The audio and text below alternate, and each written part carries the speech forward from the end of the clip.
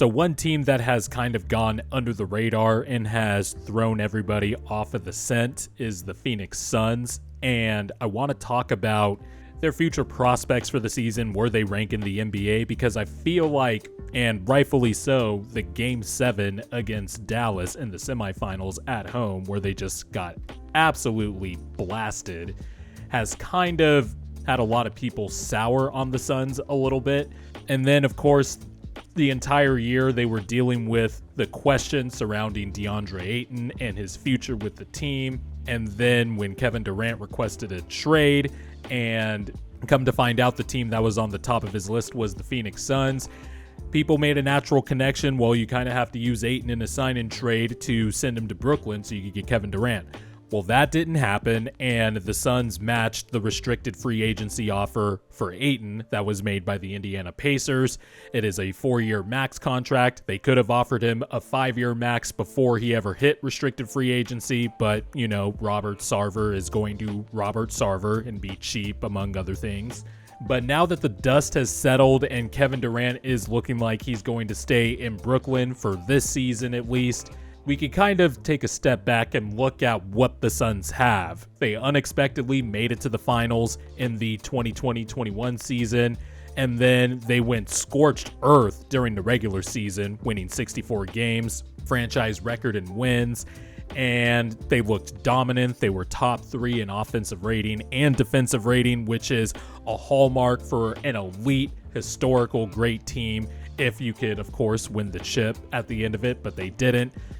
But you look at the roster now that everything is settled, they still have a really good team. Now we'll see what happens in the playoffs this upcoming season, but they still have a lot of their core pieces back. They have their young core players back, obviously, with Deandre Ayton, Devin Booker, and Mikal Bridges headlining that core. And they still have Chris Paul, which there are some questions if, you know, the fall off the cliff in terms of production year happens for Chris Paul. He is 37. He's going to be 38 this year. But the Suns still have their identity. They still have a pretty good coaching staff, even though I know Suns Twitter and I have some best friends who are Suns fans soured on Monty Williams and his coaching, especially in the playoffs. I kind of see where they're coming from, but I still like this team. I still like their coaching staff, and they still have a improving star in Devin Booker, and I think the Suns will still be in the thick of it in terms of the West standings. Now, they still have an identity that needs tweaking. Remember, the Suns' offense last year was super elite, but they went about it in a more different way than a lot of teams in today's NBA do. They utilized the mid-range mastery of Chris Paul and Devin Booker. They led the league by far in mid-range shot attempts, which, you know, makes sense when your two best players can operate out of that, and that shot is like a layup for them. But they were still accurate from three-point range. Mikal Bridges, even though he had a down year shooting compared to last year, still shot 37% from three. Cameron Johnson finally shot like the Cameron Johnson that we saw at the University of North Carolina. They addressed the backup big situation that plagued him in the finals, because remember, in the finals when Deandre Ayton got in foul trouble, they really didn't have anyone to guard Giannis. And also, Dario Saric, aka the homie, is back from his ACL injury, or is presumed to be back this upcoming season, and he was kind of the Suns' de facto small ball 5, but he's going to be back, though it'll take some time for him to obviously knock the rust off and stuff. But the Suns had a very interesting offensive identity that, you know, led to one of the best offenses in the league, but it was kind of ineffective by the time the playoffs rolled around. And now I feel like the Suns, they can definitely keep the mid-range in their shot portfolio. They have two stars who can make it. Mikal Bridges is improving every year as an offensive player and likes to live in that midi range. He explored some of that this past season, explored more of that, but they need to add more three-point attempts to their shot diet to provide more spacing. And more three-point shooting isn't the only thing they need to add to their offensive portfolio, and I'll touch on that in a minute. But in terms of just the sheer number of shot attempts, the Suns have a lot of good shooters on the team, and I think it would do them well to take more three-pointers per game. They were one of the least frequent three-point shooting teams in the league, but they also shot a high percentage. They were 5th in terms of three-point percentage. If they could just tilt the math a little bit, not to sound like an analytics buff or whatever, but there is something to, having a more diverse shot portfolio. One other way the Suns, I think, should diversify their offense is to let Deandre Ayton have more responsibility on the post, more offensive responsibility, creating a little bit from the elbow, because he is a growing, skilled big man. He finally found an identity in the 2020-21 playoffs where he was basically a switch-all big, protect the rim, roll hard to the rim on offense, and catch everything in sight while you're rolling to the rim. But he still has skills. He has nice touch with both hands. On the block, he has a nice, little turnaround mid-range jump shot. He even took some more threes last year, which I still think is something he needs to expand. It's something I've been saying since his days at Arizona. He just has a lot of offensive skills, and I feel like because Chris Paul and Devin Booker commandeered the ball so much, that Deandre Ayton rightfully probably got a little frustrated with his role. He felt like he could be used more. And you can look at the numbers up on the screen. The Suns had worse injury luck than they did in the 2020-21 season. So Devin Booker and Chris Paul missed a lot of time. And how did the Suns manufacture offense when one of Booker or Chris Paul was out? They went to Deandre Ayton. I mean, in the Pelican series alone, for the more broader audience who didn't watch the Suns a lot, Deandre Ayton was the reason that the Suns were able to, get out of that series alive. It was a nip and tuck, scratch and claw series. Devin Booker missed game 3, 4, and 5 with an injury, and Deandre Ayton just stepped the fuck up. Chris Paul also had a game where he literally did not miss. But Deandre Ayton really stepped up and showed that he could be, a pressure cooker offensive player, at least showed flashes of it in that series. And I think in order for the Suns to have better success in the playoffs this time around and get back to the finals, they're going to have to diversify their offense. They're going to have to experiment a little bit. And I think, while experimentation probably means you're not going to win 60 games again, winning 63 plus games is hard in the NBA. I think sacrificing a few regular season wins would be worth it to diversify the offensive portfolio, because Deandre Ayton is a young, growing center, and if you just pigeonhole him to a singular offensive role, I feel like you're not utilizing him enough, and in turn, that doesn't benefit the team as a whole. Also, the Suns were able to, while JaVale McGee was a crucial loss, they were still able to retain Bismack Biyombo for the backup center, and Bismack Biyombo, revived from the NBA grave by Chris Paul and Devin Booker's pick and roll mastery, was able to be very productive. He's still, pretty good protecting the rim on the defensive end. So the Suns did really good retaining Bismack Biyombo. Also, the return of Dario Saric, I'm sure, factored in for the Suns letting JaVale McGee go. They no longer have to play Elfrid Payton because God knows those minutes were terrible. And then, the Suns did make some nice moves on the margin. I like the Damian Lee signing.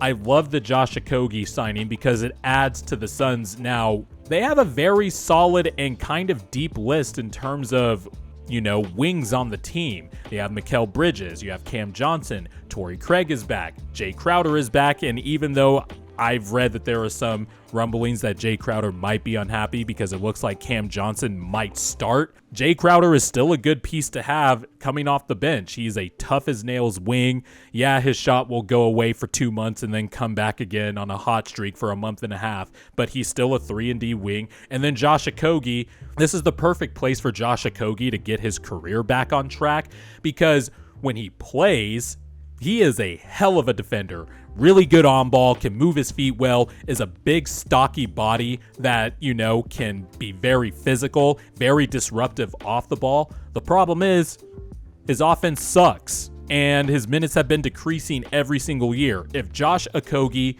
can just simply hit corner threes, the Suns, for, their low attempts in terms of three-pointers, they took a lot of corner threes. If Josh Okogie can just, be better in terms of shooting the corner three, then he'll be able to find time on the floor, and the Suns will be able to benefit from his defensive gifts. I also think this is stupid, so let me know, Suns fans, if you disagree with this or not. There might be some small ball five potential with Josh Okogie. He's a pretty good rebounder too, but also you could just put Josh Okogie at the five and then surround him with a bunch of shooters and ball handlers, and the spacing off that, Josh Okogie will be able to cut more. There's more space to cut, dive to the rim, etc., etc. I think there might be something there with this signing. Whether Okogie, got better over the summer to be able to have that role realized, that remains to be seen.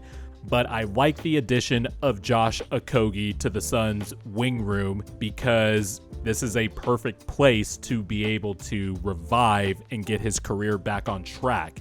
They still have Landry Shamet, who really isn't a wing, but he's 6'4", 6'5". He's a good shooter. Defensively, of course, is the problem. Same with Damian Lee, really good shooter, a very below average defender. I still like the signing if you want to just switch up the matchups in a pinch, switch up different lineups, etc. The Suns are also going to have to do a lot more experimenting with their lineups, like going more, small ball. Also, you're going to have to hope for a campaign revival because 2020-21 campaign built off of his bubble campaign. And then ever since that ankle injury in the Western Conference Finals 2 seasons ago, I feel like campaign has kind of not been able to recapture the dynamic magic that he had in the bubble and then the entire 2021 season. He was very much more up and down last year, but if he is able to get back on track and be the dynamic, productive point guard that gave the Suns a shot in the arm every time he came off the bench, the Suns might be cooking with something because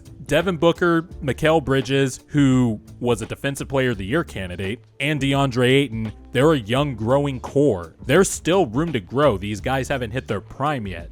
So it's not out of the question that the Suns could be better because their best players have gotten better. Also, if their best players get better, that means they can kind of cushion for a potential Chris Paul decline, or not decline, if he has a more down season than he did last year. Maybe Cam Johnson also takes another leap. Cam Johnson was really good for the Suns last year. I don't envy Suns fans because they're going to have to worry about whether Sarver will foot the bill to have a good team on the floor consistently year in and year out, because Cam Johnson is going to be a wealthy man in about a year.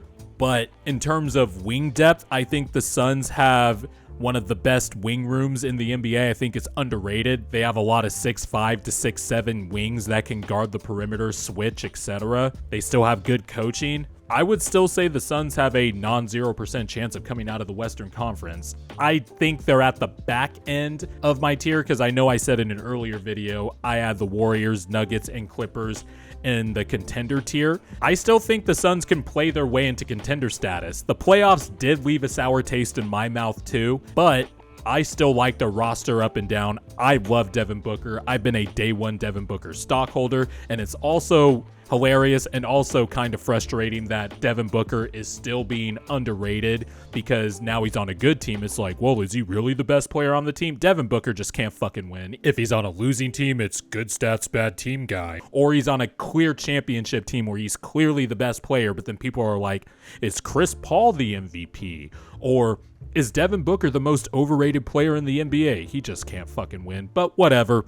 Speaking of Devin Booker, I think another way the Suns can change up and diversify their offense more is if they put the ball in his hands more and take a little bit less usage away from Chris Paul, which kind of coincides with the DeAndre Ayton point. If you take away a little bit more of Chris Paul's usage and give it to DeAndre Ayton, Devin Booker as well, I think that would benefit the Suns. I think this is the year where Devin Booker should be averaging like 28 points per game, finally shoot like 39-40% from three, because remember, he was touted to be an elite shooter coming out of Kentucky, and I loved his jump shot. 3-point contest champion as well. He is a good shooter, but he hasn't really shown it in terms of percentages. There's only been 2 years in his career where he shot at least 38% from three, which was this past season and then in the 2017-2018 season. It's like you want him to show that he's a better shooter than what he has displayed. But I mean, at this point, we're 7 years into his career, and he might just be a good 3-point shooter. And that's totally fine, by the way. But I think if he raises his 3-point percentage like 1 more percent to like 39%, I think that makes all the difference in the world. He needs to get to the free throw line more a little bit too, which is why I think the ball should be in his hands more often, because he is savvy at drawing contact. He's also an underrated playmaker, but I feel like that's gone under the radar these past 2 seasons because Chris Paul is on the team now, because in the 2018-19 and the 2019-20 season, he averaged well over 6.5 assists per game. And I think having the ball in his hands more would give defenses a different look than knowing that the Chris Paul death stream of pick and rolls and mid-range layups and traffic cop controlled offensive possessions are coming. But put the ball in your best player's hands more. I think that is not a novel concept, and in turn, I think the Suns would benefit from that. And people can sleep on Devin Booker. I still like this Suns team. I still think they have the bones to make a deep playoff run, and in the Western Conference, that's kind of all you need.